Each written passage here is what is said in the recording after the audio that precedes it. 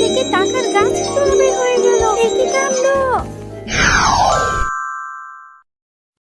কুসুমপুর গ্রামে বসবাস করত মিচকে শিয়াল ও তার পরিবার। গ্রামের রাস্তায় রাস্তায় ঝালমুড়ি বিক্রি করে বেড়াতো সে। ঠেলা গাড়ি নিয়ে সারাদিন ঘুরেও কোনো বেচা কিনা নেই। অন্যদিকে মহাজন প্রতিদিন এসে ধারের টাকা চেয়ে তাগাদা দেয়। প্রতিদিনের মতো আজকেও বেচা কিনা করে বাড়ি ফিরলো খালি হাতে। কি গো, আজকে কোনো বেচা কিনা করতে পারলে? না, একটা টাকাও বেচা কিনা হলো না গো, একটা টাকাও বেচা কিনা হলো না, আমদানিও হলো না। কপাল আমার। ঘরে তো কোনো দানা পানি নেই, তার মধ্যে বাচ্চা কাচ্চা না খেয়ে আছে, তারা আবার বায়না করছে ঈদের মার্কেট করবে। তো এখন কিভাবে বুঝাবো? চারিদিকে যেভাবে ঋণ করে রেখেছো, মহাজন প্রতিদিন বাসায় এসে হামলা করে। মহাজন আজ বলে গিয়েছে কালকের মধ্যে টাকা পরিশোধ করতে না পারলে বাড়ি থেকে বের করে দিবে।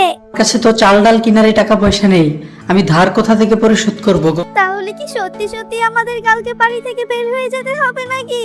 তুমি কোনো চিন্তা করো না গো বউ, একটা না একটা ব্যবস্থা করছি। সত্যি কি কোনো ব্যবস্থা হবে নাকি তুমি আমাকে মিথ্যা সান্ত্বনা দিচ্ছ? ও মামা, আমাকে একটা লাল জামা কিনে দিবে না? কি রে টুম্পা, সারাদিন নাওয়া খাওয়া রেখে কোথায় বেরিয়ে বেড়াস? এই বুঝি বাসায় আসার সময় হলো? যেখানে 2 মুঠো ভাত মুখে দিতে পারি না, সেইখানে আবার লাল জামা চাই। আহা, মেয়েটাকে বকছো কেন? যা, হাত মুখ ধুয়ে আয় মা, আমরা একসাথে খাবার খাবো। বাবা জানো, আজ না ওই পাড়ায় মিলি আমাকে অনেক অপমান করেছে। বলেছে, টুম্পা দেখ, আমার বাবা আমাকে কত সুন্দর একটা লাল জামা কিনে দিয়েছে। এই বাড়িতে তোর বাবা তোকে কি দিল রে? আমার বাবাও বলেছে আমাকে এবার অনেক সুন্দর একটা লাল জামা কিনে দিবে।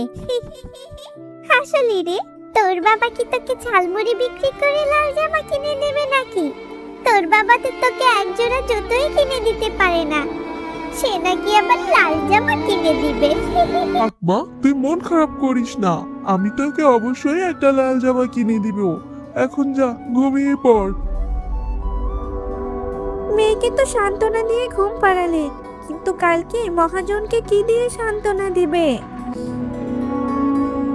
জানি না গো। আজকের মতো এই ঘরটাতে শুয়ে নাও, কালকে তো আমাদের রাস্তায় রাস্তায় থাকতে হবে। জানো, মাঝে মাঝে না চিন্তা করি, ইস আমাদের যদি একটা টাকার গাছ থাকতো কতই না ভালো হতো।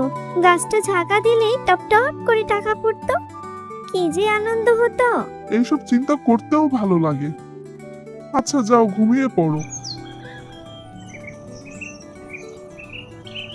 বাড়িতে কেউ আছে?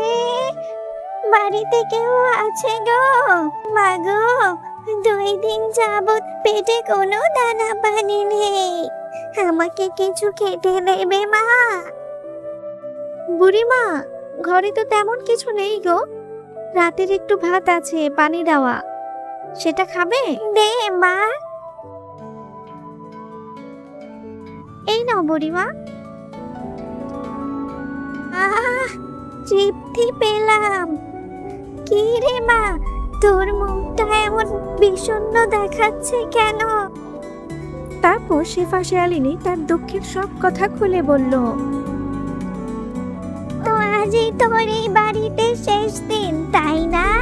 আহারে, আচ্ছা আমার কাছে একটা টাকা আছে, এটা নে রে মা। এই একটা টাকা নিয়ে আমি কি করবো গো বুড়িমা? এই টাকাটা তোর মেয়েকে বলবি মাটিতে পুঁতে দেওয়ার জন্য, তারপর সেইখানে একটু একটু পানি দিবি। টাকা আবার মাটিতে পুঁতবো?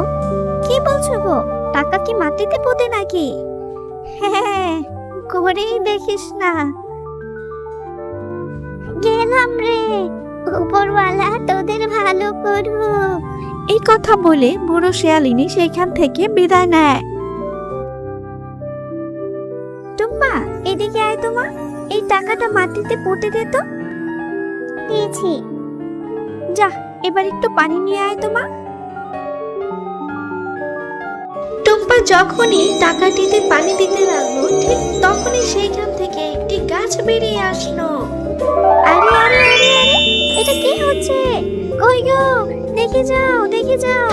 টাকা থেকে টাকার গাছ কিভাবে হয়ে গেল? এ কি কাণ্ড! একে কাণ্ড! উঠোনে এই গাছ কোথা থেকে এলো? এগুলো কি সত্যিকারের টাকা? আমি জাদুর টাকার গাছ। এই গাছের টাকা কোনোদিন শেষ হবে না। তোমাদের যখনই টাকার প্রয়োজন হবে তোমরা গাছে পানি দিবে, সাথে সাথে এই গাছ থেকে তোমরা তোমাদের প্রয়োজন মতো টাকা পেয়ে যাবে। এ বাবা, গাছ দেখি আবার কথা বলে। যাক বাবা, এতদিনে তাহলে আমাদের মনে হয় অভাব শেষ হয়ে গেল। হ্যাঁ গো, এতদিন এই সৃষ্টিকর্তা আমাদের দিকে মুখ ফিরে চাইলেন। হ্যাঁ হ্যাঁ, যাও যাও, আর দেরি করো না, মহাজনের টাকাটা পরিশোধ করে আসো। তা না হলে ওই দুষ্ট মহাজন যে কোনো সময় বাড়িতে চলে আসবে। তাই যাই। মহাজন সাহেব, বাড়ি আছেন? মহাজন সাহেব। কি রে, এই সকাল সকাল তুই আমার বাড়িতে কি করিস? আমি তো একটু পরেই যেতাম তোর বাড়ির দখল নিতে। তা যেতে হবে না আপনাকে মহাজন সাহেব। এই নিন আপনার ধার। আমি আপনার ধার পরিশোধ করতে এলাম। এই যে নিন। ছোট লোক শেয়াল একদিনে এত টাকা কোথায় পেল? টাকার গাছ পাওয়ার পর শিয়ালের পরিবারের জীবনের অভাব দূর হয়ে গেল। একটা একটা করে তাদের স্বপ্ন পূরণ হতে লাগলো। কিন্তু একদিন এই ফকিন্নিগুলো এত টাকা কোথায় পেল? আমাকে তো এটা অবশ্যই জানতে হবে। যাক, এতদিনে আমাদের স্বপ্ন পূরণ হলো। মেয়েটাকে ভালো মন্দ খাওয়াতে পারছি, ঠিকভাবে চলতে পারছি, এটাই তো স্বপ্ন ছিল।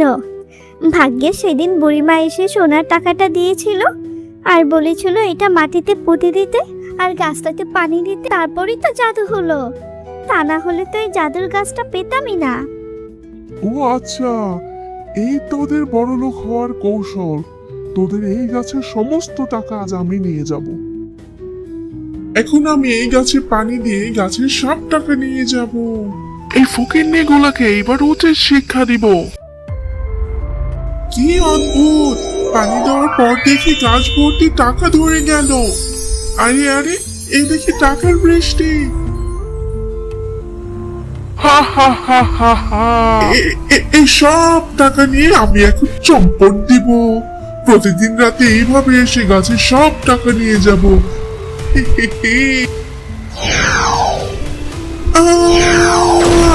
বাঁচাও, বাঁচাও আমাকে! গাছে দেখি কারেন্ট দেওয়া। মরে গেলাম গো, জ্বলে গেলাম। কেউ বাঁচাও আমাকে! শরীরের ভেতর সব হাড় ঘোর ভেঙে যাচ্ছে। দুষ্টু বাঘ, আমার কাছে টাকা শুধুমাত্র সরল মানুষদের জন্য, আর তোর মতো লোভীদের জন্য হলো আমার এই উপহার। তুই ভেবেছিলি এদের ভাগ্য তুই নিয়ে নিবি, তাই না? এটা কখনোই সম্ভব না। মনে শুধু লোভ আর লোভ। এই গ্রামের পশু পাখিদের উপর তুই অনেক অত্যাচার করিস। তুই সকলের বাড়ি ঘর কেড়ে নিস।